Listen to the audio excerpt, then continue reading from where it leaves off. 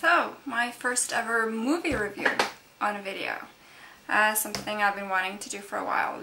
Not just recommend my favorite books that I've read, but also my favorite movies, because I love movies and I watch a lot of them, so I'm going to be talking about one of my favorite movies, which I almost never meet someone who's actually seen.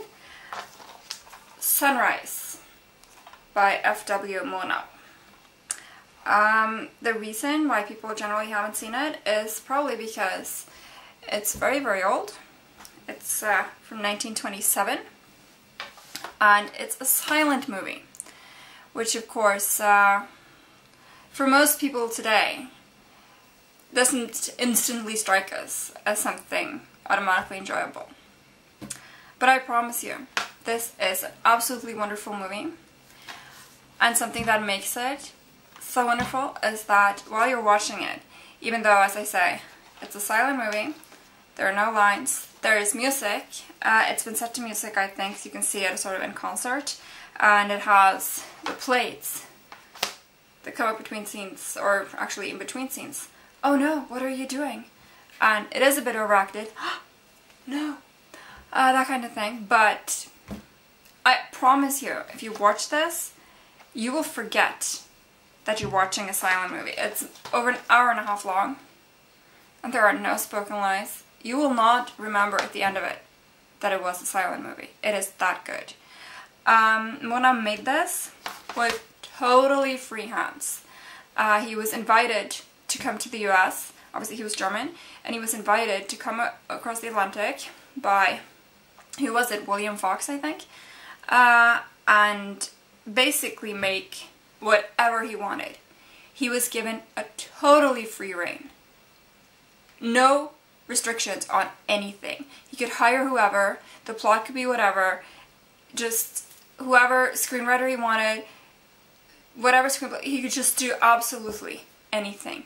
Of course, he was generally considered at that time to be a total genius. This was to be his first American movie, and it paid off. What can I tell you? Mr. Fox did a very smart thing. His studio got a total classic and an enormous hit. It was awarded, the 1927-1928 sort of movie season was the first for which the Academy Awards were given out. And this movie won 3, I think it was. Best Actress, Best Cinematography, yeah. And they made a special Oscar for it. It was called, let's see if it says here, yeah, it says, the Academy Award for Unique and Artistic Picture. That award, obviously it was the first time it was given. Those were the first Oscars, but it has also never ever been awarded since. So that should tell you something about the impact that this movie had when it came out. The actors are absolutely wonderful, especially Janet Gaynor, who plays the lead. She won the Academy Award for this role, for Best Actress, in a leading role, and she is best known for A Star is Born, I would presume to most people, but she is beyond fantastic in this movie. And she was critically praised for it, of course, by everyone. The husband is played by George O'Brien, who, of course, was an extremely prolific actor who worked for decade after decade after decade, who never perhaps became one of the real big shots, but who had an amazing body of work, enormous the number of roles that he played, and this is, in my opinion, one of the best, certainly the best that I've seen him in. There's various smaller roles. There's really only 3 big roles: the husband and the wife, and the evil woman, the city woman, who's played. She overacts a little bit too much, I think. When I didn't get the best from her, and she was that kind of actress who, she worked a lot, but she never actually made it big. And, you know, why did Gaynor make it big and Margaret Livingston didn't? She played the evil woman. Well, to watch this movie, I think you'll probably see why. It's just their talent. Gaynor was just a much better actress. The plot of the movie is, it's simple, it's deceptively simple. There's a husband and wife, Gaynor and O'Brien, and they live happily in a little, I think it's a fishing town. It's sort of a little rural village where people just go about their business and nothing much exciting happens, and it's just, what are you gonna do? It's just out in the boondocks. They have a kid, they've been married for a few years, they have a little kid, and the wife certainly thinks that they're doing fine, and the husband, he used to think so. But this village is kind of like a summer town. Tourists from the big city, they come for the summer to stay and, you know, experience the simple life. And what they do is they rent rooms with the locals. And there is a certain woman, this evil woman, who has done just that. And she sets her sights on our hero, if that's the word I want, the husband.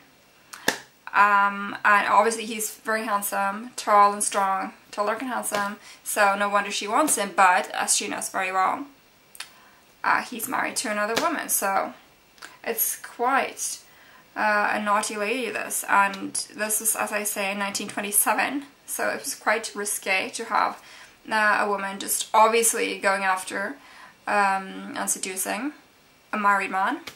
And what she does is she convinces him.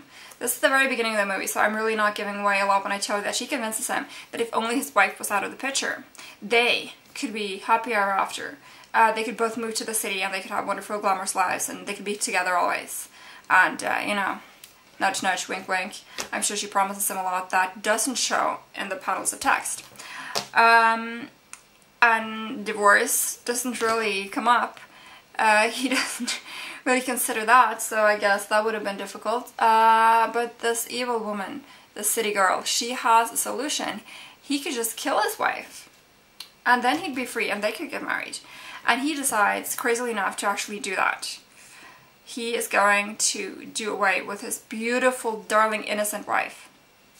And what he does is he concocts a scheme that they're going to go away on a day trip. Somebody's going to watch the baby, and they're going to go away, just the two of them, on a day trip, which will involve taking the boat, the rowing boat, across the sound or whatever to the city. And during that trip in the boat, he is going to make it look like she drowned, basically. And when he's about to do this, and the poor wife realizes that that's what he is doing, suddenly he comes to his senses, and of course he can't kill his own wife, the mother of his child. That's insane. But she is completely crushed. She is devastated because, you know, she loves him. He's her husband. They've been together for however long. Like I said, they have a kid, so it has to be a few years, and she never thought that he was unhappy or that he didn't love her too, and now he's trying to murder her. And she's just absolutely, completely crushed. And the rest of the movie, and that's what the movie is about. Sunrise, A Song of Two Humans is what it's called. It's about their finding their way back to each other. The husband realizing that what he did was so wrong, that he needs to convince her that it was a moment of madness, or whatever you want to call it, and she is the one that he wants. He loves her, and they belong together. And he basically spends their special day in the city doing whatever he can to convince her that it's the two of them and that other woman was just a mistake. And you can say whatever you want about the morality of, you know, yeah, I had another chick going and I tried to kill you, but can't we just forget about that and be friends again? Yeah, it's a little weird. It is a little weird, but it works. In this movie, it totally works. That is what it's about. The two of them finding their way back to each other. It's beautifully acted, beautifully shot. It got the Academy Award for Best Cinematography, as I mentioned. And it's just, you have to see it. If you enjoy movies, and if you enjoy a good story well told, you have got to see this movie. And if you're one of those people who hear silent movie and then just completely dismisses the concept of even considering seeing this movie, please think again, because you are so depriving yourself. This is the masterpiece of FW Murnau, the great German director. It is a fantastic piece of cinematography. It is an absolute classic. It's been so influential. It's so beautiful. It's so moving. It brings me to tears, even though I've seen it half a dozen times. I know it by heart almost. It still touches me so profoundly. And I promise you, if you watch this, you will not remember once you're done that you just watched a silent movie. Because this movie is so good that I promise you, you won't remember. Sunrise, A Song of Two Humans by FW Murnau from 1927. See it the first chance you get. Please do.